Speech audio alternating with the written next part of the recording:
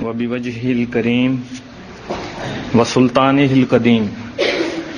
من الشیطان الرجیم بسم اللہ والصلاة والسلام علی رسول اللہ صلی اللہ علیہ وسلم اما بعد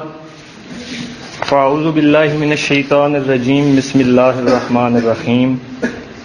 قال اللہ تعالی فی الکلام المجید وَلَيْسَ عَلَيْكُمْ جُنَاحٌ فِيمَا أَخْطَأْتُمْ بِهِ وَلَكِنْ مَا تَعَمَّدَتْ قُلُوبُكُمْ وَكَانَ اللَّهُ غَفُورًا رَحِيمًا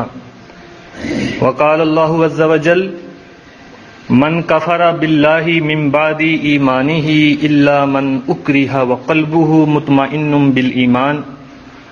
وَلَكِنْ مَنْ شَرَحَ بِالْكُفْرِ صَدْرًا فَعَلَيْهِمْ غضب من اللہ ولہم عذاب عظیم۔ محترم سننے والوں، آپ کے سامنے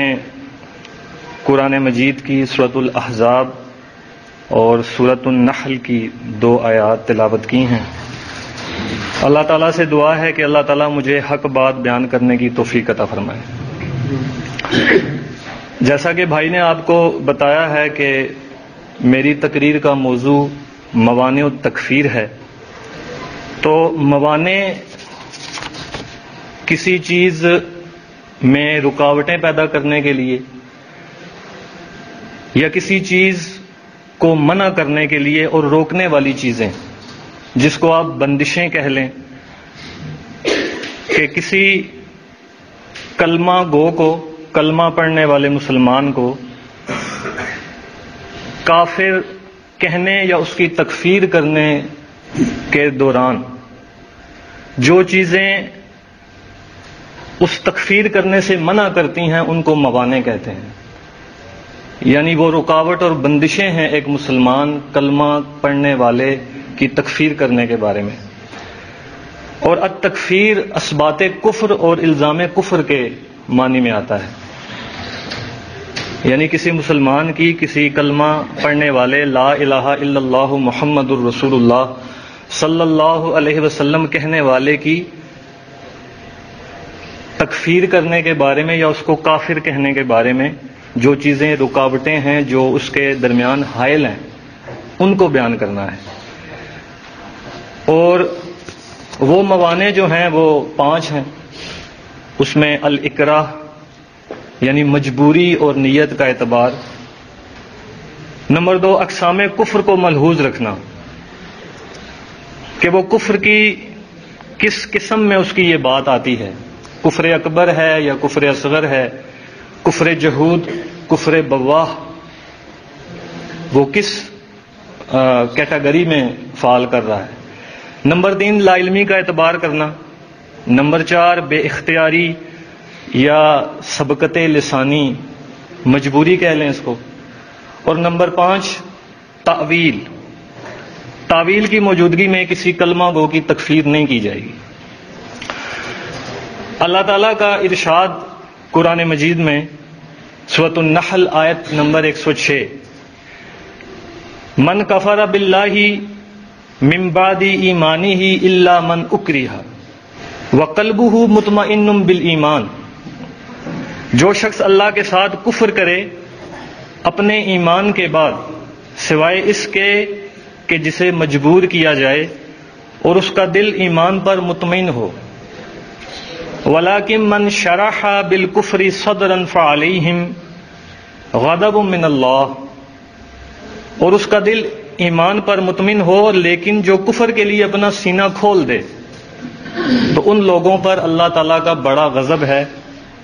وَلَهُمْ عَذَابٌ عَظِيمٌ، اور ان کے لیے بہت بڑا عذاب ہے۔ اس آیت کی تفسیر میں، اس کی تشریح میں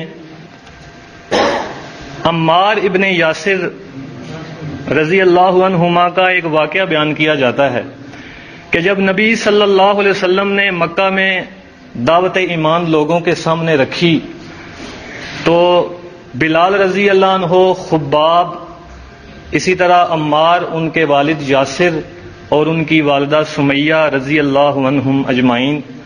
ان کو کفار مکہ نے تنگ کرنا شروع کیا، ان کو ایمان سے لوٹ آنے کے لیے ان پر جبر، ظلم اور تشدد کرنا شروع کیے، لیکن وہ لوگ اپنی بات پر قائم رہے، انہوں نے ان کے ظلم اور ستم برداشت کیے، لیکن وہ اس سے نہیں پھرے۔ لیکن عمار ابن یاسر رضی اللہ عنہما، ان کو اتنا زیادہ مجبور کیا گیا کہ انہوں نے قریش مکہ کی بات مانی اور انہیں کوئی ایسا کلمہ کفر کہہ دیا نبی صلی اللہ علیہ وسلم کے بارے میں اور ان کے معبودوں کی تعریف کر دی۔ تو پھر وہ نبی صلی اللہ علیہ وسلم کے پاس روتے ہوئے آئے اور انہوں نے کہا کہ مجھ سے یہ کام سرزد ہو گیا ہے، میں نے ایسی بات کی ہے اپنی جان بچانے کے لیے۔ تو اس کے بارے میں یہ آیت نازل ہوئی کہ جن کا دل ایمان پہ مطمئن ہے، ان کی نیت نیک ہے، ان کے دل کا ارادہ جو ہے وہ اس پہ مضبوط ہے ایمان پہ، تو اللہ تعالیٰ ایسے لوگوں کا ایمان ضائع نہیں کرتا، بلکہ ان کی نیت کا اعتبار کیا جائے گا، ان کی مجبوری کا اعتبار کیا جائے گا۔ اور دوسرا واقعہ صحیح مسلم میں، کعب بن اشرف یہودی جو تھا، وہ نبی صلی اللہ علیہ وسلم کے خلاف یعنی کہ بہت سی باتیں کیا کرتا تھا، مختصراً بیان کروں گا۔ تو محمد بن مسلمہ رضی اللہ عنہ نے اجازت چاہی نبی صلی اللہ علیہ وسلم سے کہ آپ مجھے اجازت دیں کہ میں اس کو قتل کروں، لیکن اس بات کی بھی اجازت دیں کہ کوئی ایسی بات بھی میں آپ کے خلاف اس سے کہوں جس سے میرے ساتھ اس کا دل مطمئن ہو جائے، تاکہ میں اس کو اس طرح بات کر کے اس کو قتل کرنا میرے لیے آسان ہو۔ تو نبی صلی اللہ علیہ وسلم نے ان کے ایمان پر دل جمی اور ان کی نیت کا اعتبار کرتے ہوئے ان کو اس بات کی اجازت دی، کیونکہ انہوں نے جو الفاظ کہے تھے وہ کفر اور نفاق پر مبنی تھے۔ تو انہوں نے اس طرح کر کے اس کعب بن اشرف یہودی کو، جو نبی صلی اللہ علیہ وسلم کا بہت زیادہ مخالف تھا، اس کو قتل کیا۔ اور تیسرا واقعہ حاطب بن ابی بلتع رضی اللہ عنہ کا ہے کہ انہوں نے کیا کیا کہ ایک خط لکھا مشرکین مکہ کے نام کہ نبی صلی اللہ علیہ وسلم آپ کے لیے چڑھائی کرنے کے لیے تیار ہیں، تو تم اپنا بچاؤ کر لو۔ تو مختصراً یہ کہ وہ خط پکڑا گیا، علی رضی اللہ عنہ گئے، وہ لے آئے اور نبی صلی اللہ علیہ وسلم کے سامنے سارا واقعہ بیان کر دیا گیا۔ تو عمر فاروق رضی اللہ عنہ نے کہا کہ اللہ کے رسول مجھے اجازت دیجئے کہ میں اس منافق کی گردن اڑا دوں۔ تو نبی صلی اللہ علیہ وسلم نے ان کی پہلے بات سنی کہ کیا کہنا چاہتے ہیں وہ۔ تو انہوں نے کہا کہ وَلَمْ أَفْعَلْهُ ارْتِدَادًا عَنْ دِينِي وَلَا رِزًا بِالْكُفْرِ بَعْدَ الْإِسْلَامِ، کہ اللہ کے رسول صلی اللہ علیہ وسلم جلدی نہ کیجئے، میں نے یہ کام ارتداد یا اسلام لانے کے بعد کفر پر راضی ہونے کے لیے نہیں کیا، بلکہ میں نے قریش پر احسان کی نیت سے کیا تاکہ وہ میرے اہل و عیال کی حفاظت کریں۔ تو نبی صلی اللہ علیہ وسلم نے ان کی یہ بات سن کے فرمایا کہ صدقہ، اس نے سچ کہا، یعنی الاکراہ میں مجبوری بھی ہے اور نیت کا بھی اعتبار کیا جائے گا۔ عمار ابن یاسر رضی اللہ عنہ کی دونوں باتوں کا اعتبار کیا گیا کہ پہلے تو وہ مجبور تھے، ان کو مجبور کیا گیا کہ آپ یہ کلمہ کفر کہیں، تو انہوں نے اپنی جان بچانے کے لیے وہ کلمہ کفر کہا، حالانکہ ان کا دل ایمان پر مطمئن تھا، لیکن ان کی نیت کا بھی اعتبار کیا گیا کہ ان کی نیت کیسے تھی، انہوں نے کس وجہ سے یہ بات کہی تھی۔ دوسری بات، اقسام کفر کو ملحوظ رکھنا۔ کفر کی اقسام پر لغوی اور اصطلاحی تعریفات کا جائزہ لیے بغیر صرف لفظ کفر وارد ہونے پر ہی کسی پر تکفیر کا فتویٰ نہیں لگا دیا جائے گا،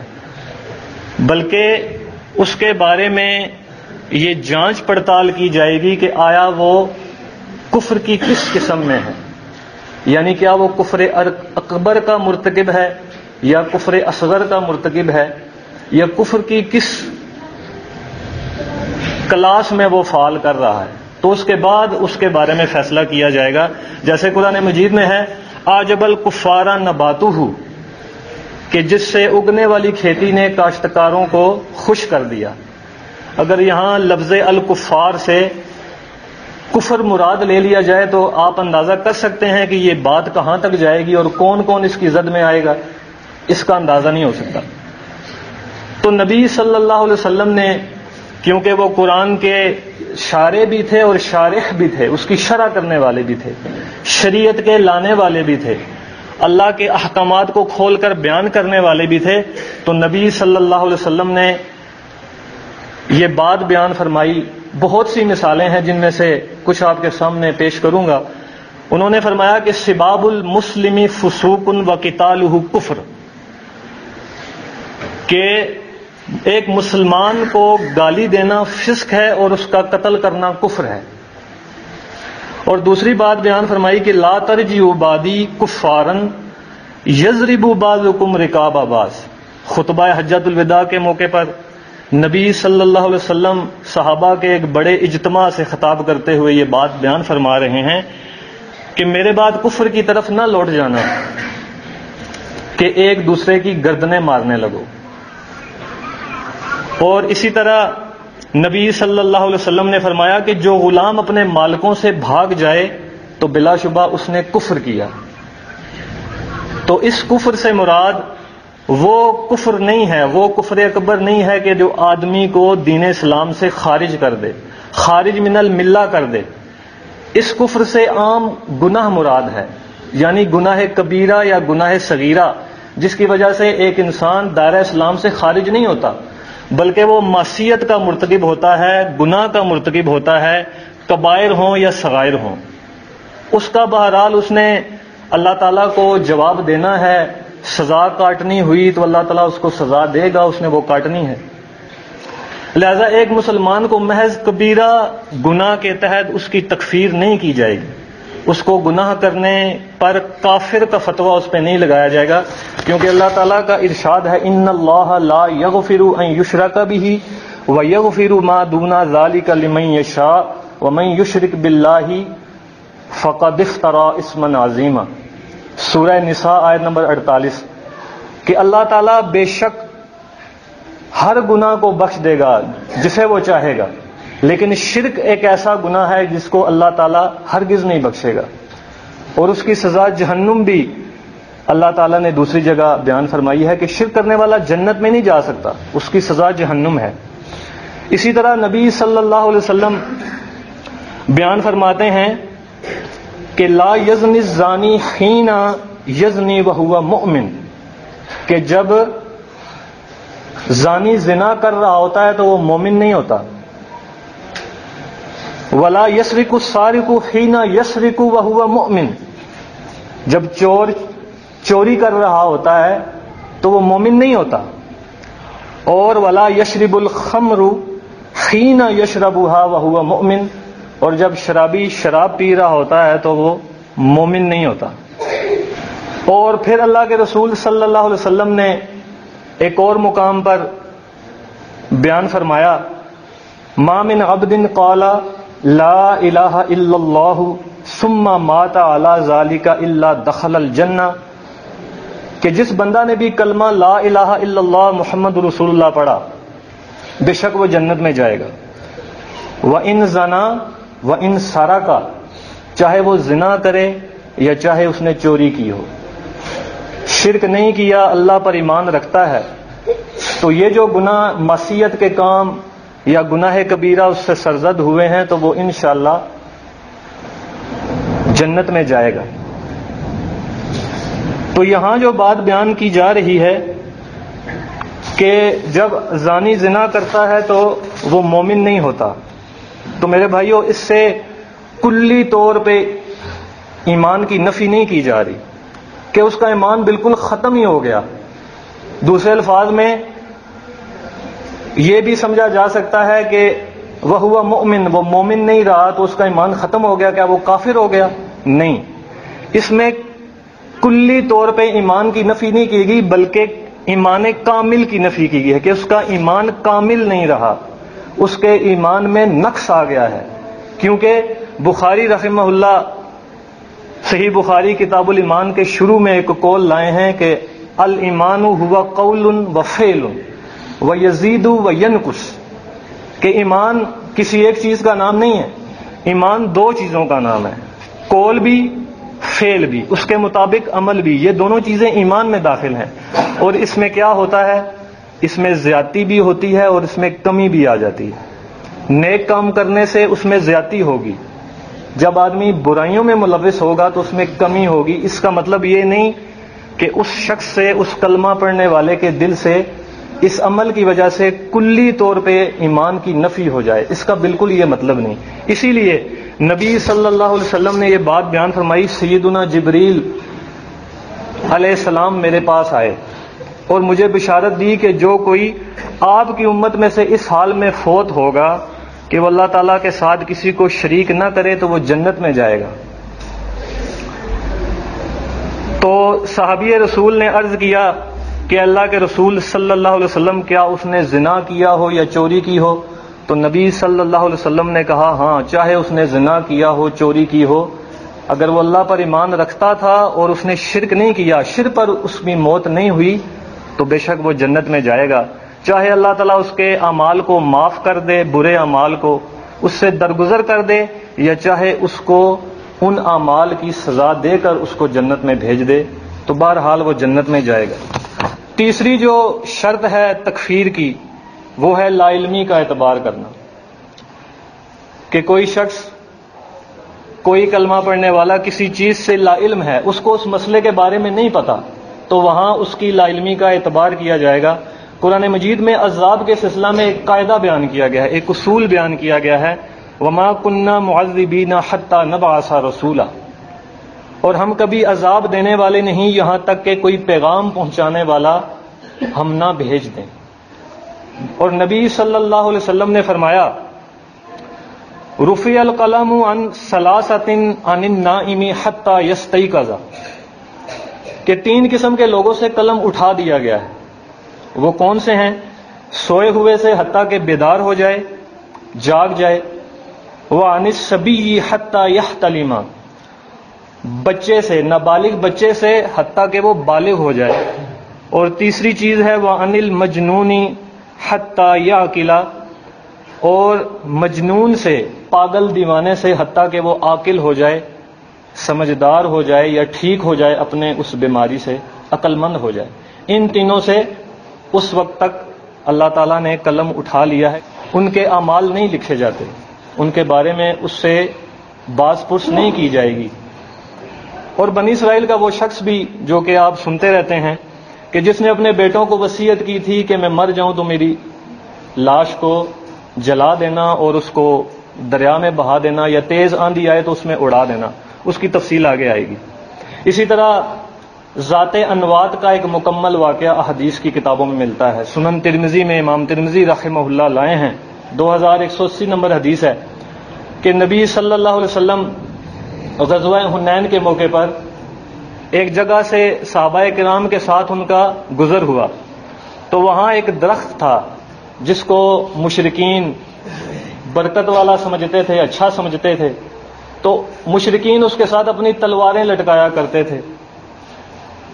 تو جب صحابہ کرام رضی اللہ عنہم کا نبی صلی اللہ علیہ وسلم کے ساتھ وہاں سے گزر ہوا، انہوں نے اس درخت کو دیکھا تو صحابہ کرام نے بات یہ بیان کی کہ اللہ کے رسول صلی اللہ علیہ وسلم ہمارے لیے بھی ایک ذات انوات آپ بنا دیجئے. تو نبی صلی اللہ علیہ وسلم کو یہ بات ناگوار گزری، تو انہوں نے فرمایا کہ یہ تو بالکل اسی طرح کی بات ہے جس طرح کہ موسیٰ علیہ السلام کی قوم نے ان سے کہا تھا کہ اے موسیٰ علیہ السلام آپ بھی ہمارے لیے ایک معبود مقرر کر دیجئے جیسا کہ ان لوگوں نے ایک معبود مقرر کیا ہوا ہے. یہ الفاظ کفر کے درجہ تک جاتے تھے، لیکن نبی صلی اللہ علیہ وسلم نے وہاں بھی صحابہ کی لا علمی کا، ان کے عذر کا جو ہے اس کا اعتبار کیا اور ان کو بات سمجھائی، کیونکہ وہ اسلام تدریجاً اتر رہا تھا، قرآن نازل ہو رہا تھا، احادیث بھی نبی صلی اللہ علیہ وسلم صحابہ کے سامنے بیان کر رہے تھے. تو وہاں ان کو یہ سمجھایا گیا کہ ایسی بات نہیں کرنی. وہاں بھی ان کی لا علمی کا اعتراف کیا گیا اور اس بات کو سن کے ان پر کفر کا فتویٰ نہیں لگایا گیا، بلکہ ان کو اس بات کی تعلیم دی گئی، تبلیغ دی گئی، ان کو سمجھایا گیا کہ ایسی بات کرنا، ایمان کے بعد ایسی بات کرنا جو ہے وہ زیب نہیں دیتی انسان کو، یا اگر وہ لا علم ہے اس سے یہ بات سرزد ہوئی ہے تو وہ پھر اس کا اعتراف کرنے کے بعد اپنی غلطی کا اعتراف کرے، مانے اور اس کام کو چھوڑ دے. امام بخاری رحمہ اللہ صحیح بخاری میں ایک باب لائے ہیں خارج کے بارے میں. اور انہوں نے باب باندھا ہے باب قتل الخارجی والملحدین بعد اقامت الحجۃ علیہم، کہ باب اس بارے میں کہ خارجیوں اور بے دینوں پر دلیل قائم کرنے کے بعد ان کو قتل کرنا۔ آپ جانتے ہیں کہ خارج وہ لوگ تھے جو علی رضی اللہ عنہ کے زمانے میں ان کی بیعت کرنے کے بعد انہوں نے ان کی بیعت توڑ دی اور ان سے الگ ہو گئے۔ اور مسئلہ کیا تھا کہ انہوں نے یہ کہا تھا کہ علی رضی اللہ عنہ نے نعوذ باللہ کفر کیا ہے، کیونکہ قرآن کہتا ہے کہ ان الحکم الا للہ، اور انہوں نے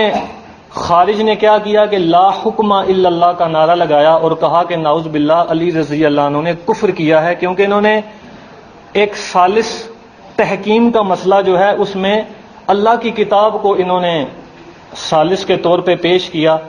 اور تحکیم کا مسئلہ انہوں نے کیا، اور معاویہ رضی اللہ عنہ سے انہوں نے اتفاق کرنا چاہا۔ تو ہم اس بات کو نہیں مانیں گے، کیونکہ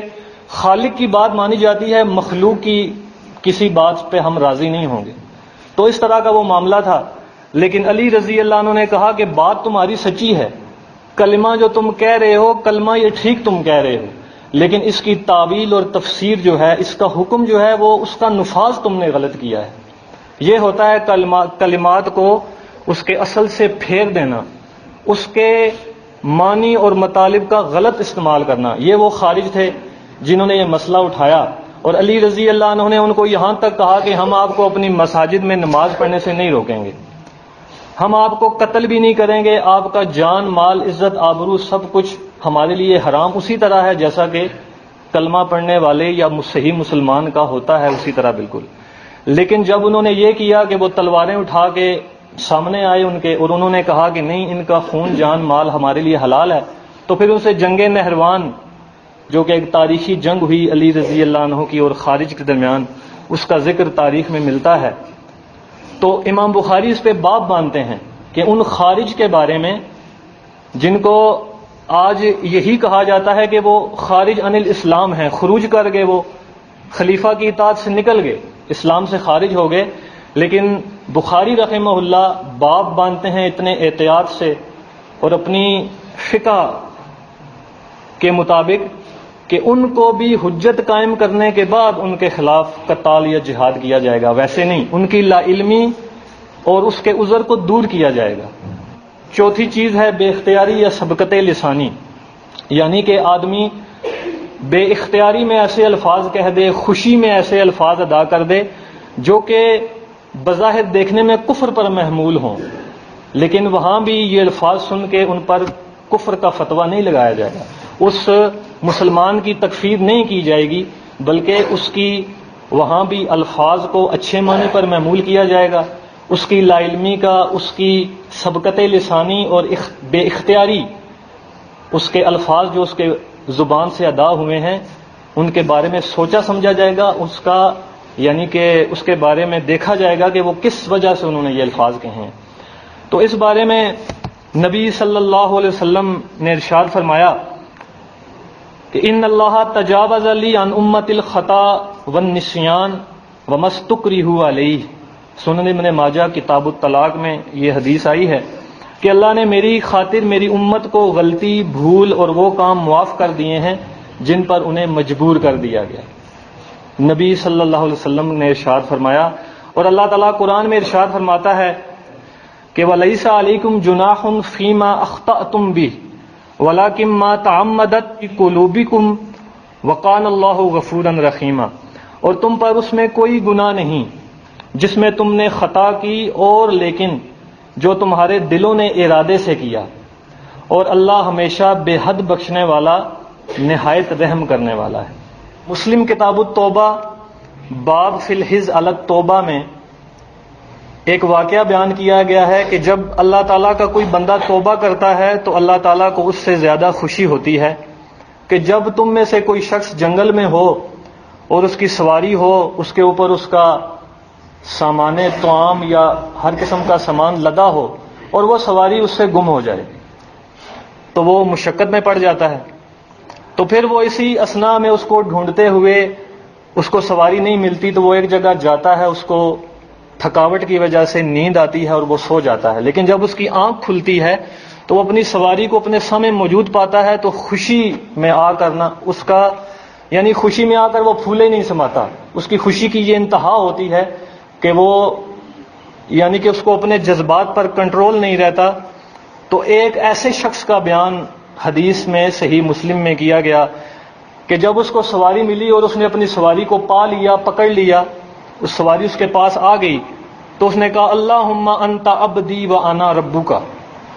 اس شخص نے کیا کہا؟ خوشی میں، جذبات میں، شدت الفرح میں اس نے یہ کہا کہ اللہ تو میرا بندہ ہے اور میں تیرا رب ہوں. کہنا تو اسے یہ چاہیے تھا اللہ میں تیرا بندہ ہوں اور تو میرا رب ہے، لیکن وہ کیا بات کہہ گیا کہ اے اللہ میں تیرا رب اور تو میرا بندہ ہے. تو بظاہر یہ الفاظ جو ہیں یہ کفر پر محمول ہیں، یعنی کہ اللہ کو بندے کے مقام پر لے آنا اور بندے کو اللہ بنا دینا. لیکن نبی صلی اللہ علیہ وسلم نے اس شخص پر تکفیر کا یا کفر کا فتویٰ ان الفاظ کی وجہ سے نہیں لگایا، بلکہ اس کا عذر تسلیم کیا گیا، اس کی خطا یا غلطی کو مانا گیا اور یہ کہا گیا کہ اخطا من شدت الفرح. نبی صلی اللہ علیہ وسلم کے الفاظ ہیں اخطا من شدت الفرح، کہ اس نے خوشی کی شدت سے خطا کی، خوشی کی شدت سے وہ یہ غلطی کر گیا کہ اس نے یہ کہہ دیا کہ اے اللہ میں تیرا رب اور تو میرا بندہ ہے. تو اس حدیث میں رسول اللہ صلی اللہ علیہ وسلم نے اس مومن کی غلطی سے خود کو رب اور رب کو بندہ کہنے کو، جو کہ بظاہر کفر پر محمول ہے، کفر قرار نہیں دیا، بلکہ اس کی وہ عذر، اس کی لا علمی اور اس کی غلطی کو تسلیم کیا گیا. رسول اللہ صلی اللہ علیہ وسلم نے دوسرے مقام پر ارشاد فرمایا، صحیح بخاری کتاب الاعتصام بالکتاب سنہ میں، اذا حکم الحاکم فاجتہد ثم اصاب فلہ اجران، کہ حاکم، قاضی، فیصلہ کرنے والا جب وہ فیصلہ کرتا ہے اپنے اجتہاد سے، اپنی سمجھ بوجھ سے، تو اگر وہ صحیح بات پر پہنچ گیا تو فلاح اجران، اس کو 2 اجر ملیں گے. اس اجتہاد کرنے والے قاضی کو 2 اجر ملیں گے. وَإِذَا حَكَمَ فَاجْتَهَدَ ثُمَّ خَطَأَ فَلَهُ أَجْرٌ، لیکن اگر وہ صحیح فیصلہ کرنے میں خطا کر گیا، نسیان کر گیا، غلطی کر گیا، بھول چوک ہو گئی، اس سے صحیح منہج تک وہ نہیں پہنچ سکا، صحیح فیصلہ وہ نہیں کر سکا، تو اس کو 1 اجر ضرور ملے گا. ارشاد باری تعالیٰ ہے ربنا لا تؤاخذنا ان نسینا او اخطأنا. اللہ سے اس کے بندے یہ دعا کرتے ہیں سورۃ البقرہ کی آخری 2 آیات، اور اس کا ایک ٹکڑا آپ کے سامنے تلاوت کیا ہے کہ اے ہمارے رب ہم سے مواخذہ نہ کر اگر ہم بھول جائیں یا خطا کر جائیں. اور 5ویں چیز ہے تعویل. اختلاف نظائر میں اور تعویل کی موجودگی میں تکفیر سے اعتراض کیا جائے گا. کسی کے ساتھ اختلاف کرنے میں کسی معاملے میں اور تعویل کی موجودگی میں اس پر فتویٰ تکفیر نہیں لگایا جائے گا. یہ تکفیر کی 5ویں شرط ہے، اس کا 5واں اصول اور قاعدہ ہے، اس کا ضابطہ ہے. تو امام بخاری رحمہ اللہ نے صحیح البخاری میں باب قائم کیا ہے، باب من اکفر اخاہ من غیر تعویل فہو کما قال، کہ جو شخص اپنے بھائی کو بغیر تعویل کافر کہے وہ کافر ہو جائے گا. بغیر تعویل کے اس پر کفر کا فتویٰ لگائے تو وہ کافر ہو جائے گا. یہ باب قائم کیا. اور اس سے آگے نبی صلی اللہ علیہ وسلم صحیح بخاری کتاب الحدیث الانبیاء میں اسی شخص کا واقعہ بیان کرتے ہیں جس کو میں مختصراً پیچھے لایا تھا آپ کے سامنے، کہ اس نے اپنے بچوں کو کہا کہ مجھے اللہ تعالیٰ سے بہت ڈر لگتا ہے. مختصراً اپنے الفاظ میں بیان کر رہا ہوں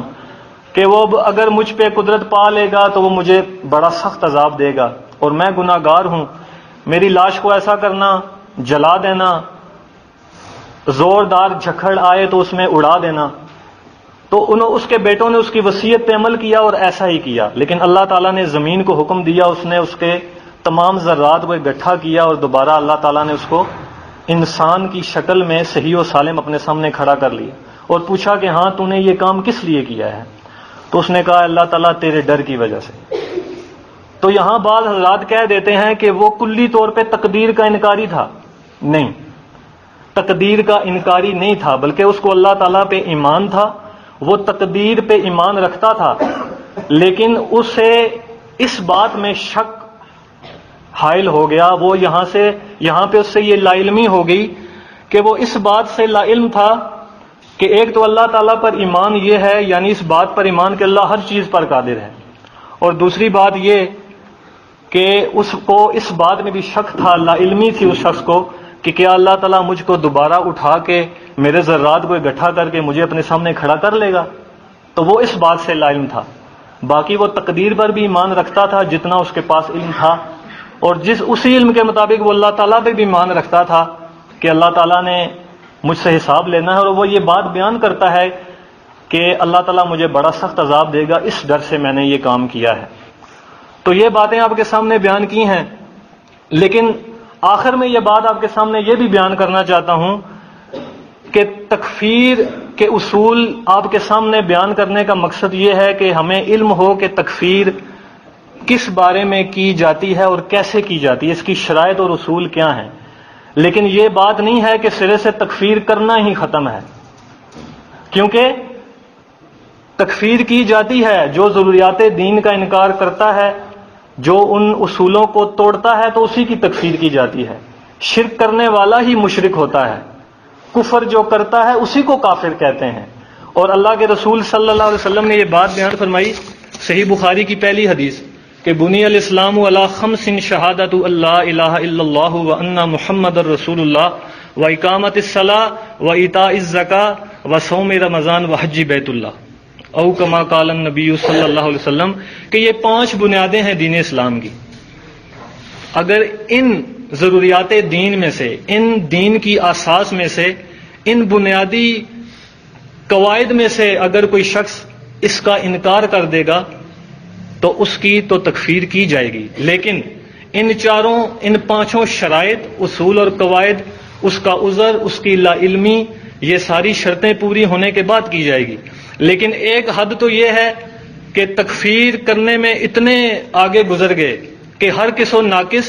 ہر عامی عوام اٹھے اور تکفیر کر دے، یہ بات نہیں ہے۔ اور ایک اپروچ یہ ہے کہ بالکل سرے سے تکفیر کا ہی انکار کر دیا جائے کہ نہیں جی، ہندو کو، کسی کافر کو، کسی یہودی کو، کسی عیسائی کو بھی ہم کافر نہیں کہیں گے۔ یہ غامدیت کا پس منظر ہے کہ کسی کی تکفیر سرے سے کرنی نہیں ہے، لیکن یہ بات بھی نہیں ہے۔ تکفیر اسی کی ہوگی جس میں یہ 5 شرائط پائی جائیں گی، جو اگر اس سے لا علمی ہوگی اسے تو اس کا عذر، اس کی لا علمی دور کرنے کے بعد، اس کے اوپر نہایت سوچنے سمجھنے کے بعد فتویٰ کفر لگایا جائے گا۔ اور یہ عام عوام کا کام نہیں ہے،